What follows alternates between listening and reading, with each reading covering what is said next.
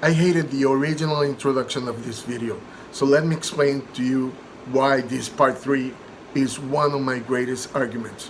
When you have a 16 years old kid playing against professionals, it doesn't matter what era it is, if it's an era, the 50s, the 60s, the 40s in the NBA, or the NBL at that moment.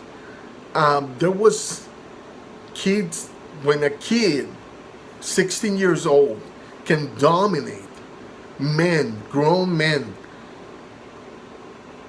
in any professional sport at any era, you have to respect that. And in the case of Wilt Chamberlain, we're gonna dig into one of the secrets, one of the darkest secrets in the NBA and in the career of Wilt Chamberlain. A secret that if it would have come out at the time it happened, he would never been able to go to Kansas, learn the triangle offense, and learn how to get profit of being an all-around player like he did in the few moments he was in Kansas with Tex Winter as a coach. And what I'm talking about is George Marcus. George Marcus, if you see a photo like you're gonna see here, you're gonna know that this George Marcus was actually Wilt Chamberlain.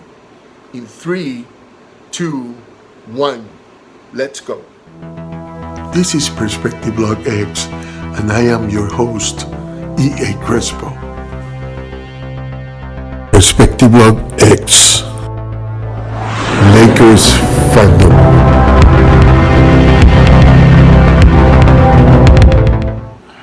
Back in the day of the NLB, before it was called the NBA, but there was a team called the Quakertown Phase. This team was playing out of Richtown in Pennsylvania. This team apparently played in the town hall, the Banner Memorial Hall. Banner Memorial Hall. And there was a rumor that Wilt Chamberlain, as a 16-year-old, played in that team with a fake name, George Marcus. So the mayor of this place called Karl Rove. The mayor of this place called Karl Rove decided to look into it and see if this was a real thing. First thing, he goes to the hall, this town center, and he gets into the ceiling area and he sees the brackets in which probably they hang the basketball hoops. So, though this doesn't make the story credible, he keeps investigating. There was a resident in the town. This resident, the name is Jim Rush. He's in his 80s. And it happens that he was the scorekeeper of the phase. So he hears about the mayor investigating this, and he goes to the mayor. This guy, Jim Rush, was not only the scorekeeper, but he also had articles, photo, but enough evidence to link, first to establish George Marcus as the star of the team, scoring 54 points per game, 62 in a game against Andy Maddox, who was a 6'11" guy, as it was Wilt at that time. And he was, before an MLB player, he was a Harlem Globetrotter, which in those times, Harlem Globetrotters beat NBA teams. So this kid was a phenom, this George Marcus. And he was in his high school years. That's the reason I want to bring Luka Doncic in this conversation. George Marcus was doing something similar to Luka Doncic, except he was putting Wilt Chamberlain's points. Make my point about this as a proof of Wilt Chamberlain's as the GOAT.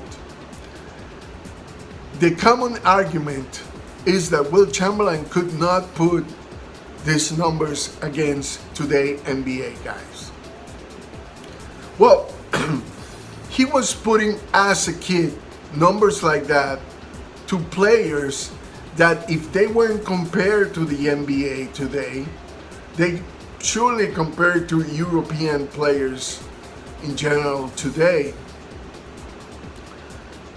And he was putting MVP numbers back then when he was 16, maybe even less.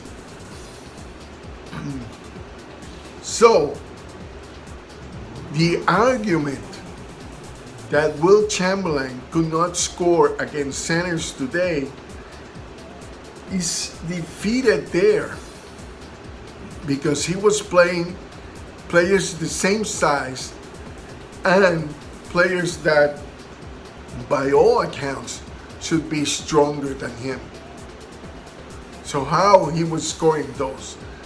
And if you see an article, I'm gonna put a video that actually shows you documents. Jimmy High Roller, shout out to him for this video, that in which he shows you actual, documents and the score sheet of Wilt Chamberlain or George Marcus. He shows you also the photo I'm showing you here. And so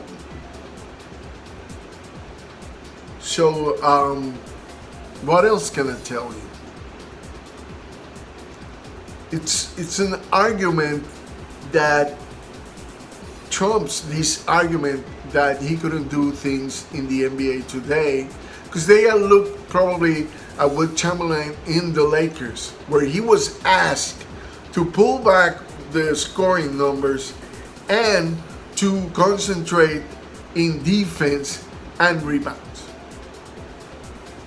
and passing the ball, which he did. He already proven before that he could be a good passer, because in the 67-68 season, I think it was, he actually was the leading assist player, not just for centers, overall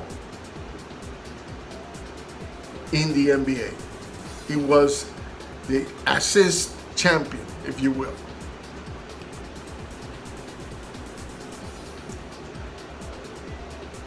So we have not only the documents and the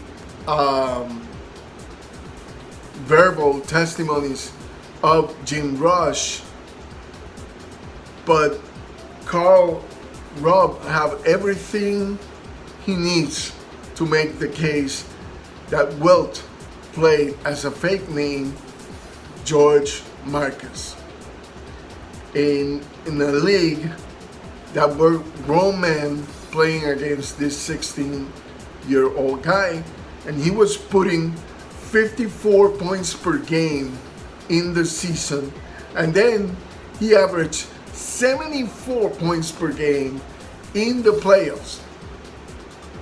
So I leave you like that. You make the judgment, but I think it's very clear who the GOAT is. Right. See you later. Go Lakers, and take care of yourself and each other. Bye-bye.